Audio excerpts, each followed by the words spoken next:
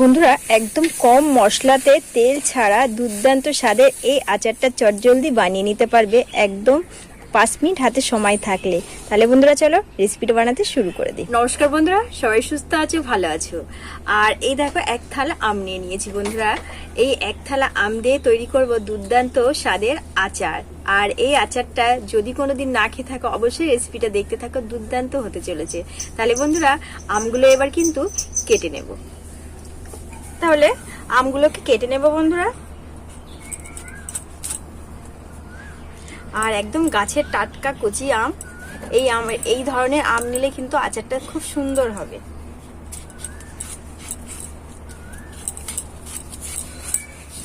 খুব ভালো করে আমটাকে ছাড়িয়ে নিয়েছি বন্ধুরা। এবার আমি এই বরাবর কাটবো, এই বরাবর না কিন্তু, এই বরাবর কাটলে কিন্তু চওড়াটা পাওয়া যাবে। তাহলে এইভাবে আমি কেটে নেব। এই যে কতটা চওড়া হয়েছে দেখো। এবার আমি দানাটা বের করে নেব।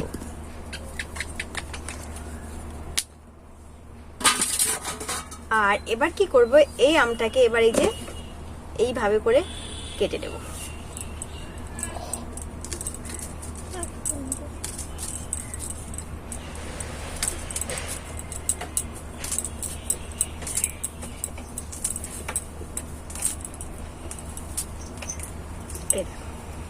ঠিক আছে, এইভাবে করে কিন্তু বাকি আমগুলো আমি সব কেটে নেব। আমটাকে খুব ভালো করে দেখো বন্ধুরা আমি কেটে নিয়েছি। এবার কি করব, এটাকে খুব ভালো করে ধুয়ে নেব। এর জন্য একটু জল নিয়ে নিয়েছি। এই জলের মধ্যে এবার আমি আমটাকে দিয়ে দেব। খুব ভালো করে ধুয়ে নেব।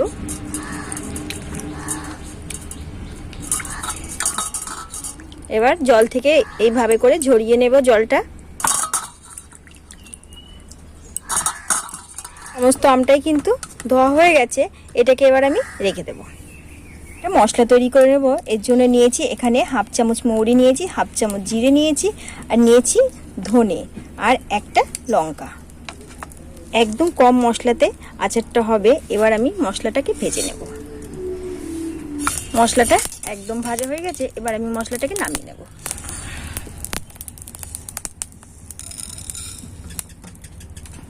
কড়াইয়ে দিয়ে দেবো এবার একটু জল। আমগুলোকে দিয়ে দেব।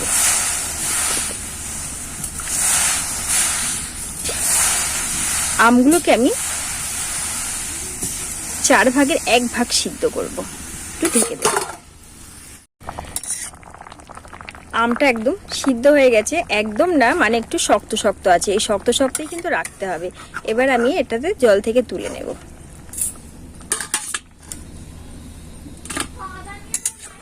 বন্ধুরা আবারও কড়াই বসিয়ে দিয়েছি। এবার দিয়ে দেবো চিনি। আর এই আচারটা একদম বিনা তেলে হবে আচারটা, আর একদম কম মশলাতে, খেতে কিন্তু দারুণ। এবার আমি চিনিটাকে গলিয়ে নেব। গলা পর্যন্ত একটু ওয়েট করব। বন্ধুরা চিনির রসটা আমার হয়ে গেছে। এবার আমি চিনির রসে দিয়ে দেব এই যে একটুখানি আমি কালার নিয়েছি, আর ইয়েলো কালার নিয়েছি, এটা নিয়েছি বিট নুন, আর নিয়েছি একটু লঙ্কা গুঁড়ো। এগুলো এবার আমি এর মধ্যে দিয়ে দেব। যে মশলাটা বানিয়ে রেখেছিলাম সেই ভাজা মশলাটা এবার দিয়ে দেব। খুব ভালো করে সমস্ত জিনিসগুলো মিশিয়ে নেব। চিনির রসের সঙ্গে খুব ভালো করে মিশিয়ে নেব। বন্ধুরা এই আচারটা কিন্তু একদম অন্য রকম ভাবে করা হচ্ছে, আর খেতে কিন্তু দারুণ লাগে।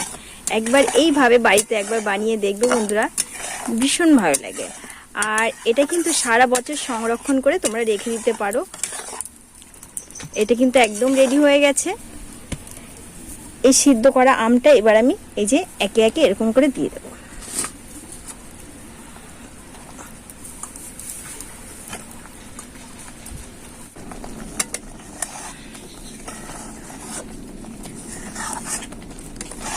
আচারটা একদম আমার রেডি হয়ে গেছে বন্ধুরা। এবার আমি আচারটাকে নামিয়ে নেব। খুব কম মশলাতেই কিন্তু এই আচারটা বানানো যায়, আর খেতে কিন্তু দারুণ লাগে। আর আমি নামিয়ে নেব।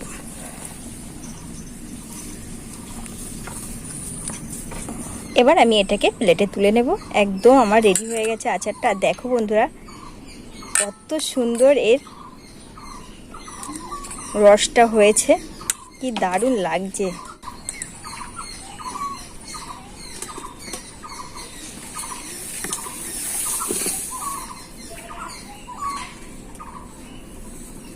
কালারটা দারুণ লাগছে, আর বিনা তেলে এত সুন্দর আচার বন্ধুরা, তোমরা সারা বছর এই আচারটা কিন্তু বন্ধুরা সংরক্ষণ করে রেখে দিতে পারবে, আর অল্প অল্প করে নিয়ে খাবে, খেতে কিন্তু দারুণ লাগে।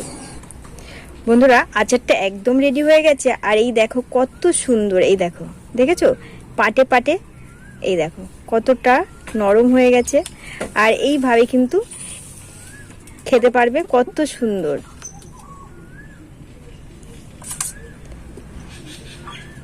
কি দারুণ লাগছে বন্ধুরা। তাহলে বন্ধুরা আজ আমি এখানেই রাখছি। আমার এই আমের আচার রেসিপি তোমাদের কেমন লাগলো, টক ঝাল মিষ্টি, অবশ্যই কমেন্টে জানাবে। দেখা হবে অন্য একটা রেসিপির সঙ্গে।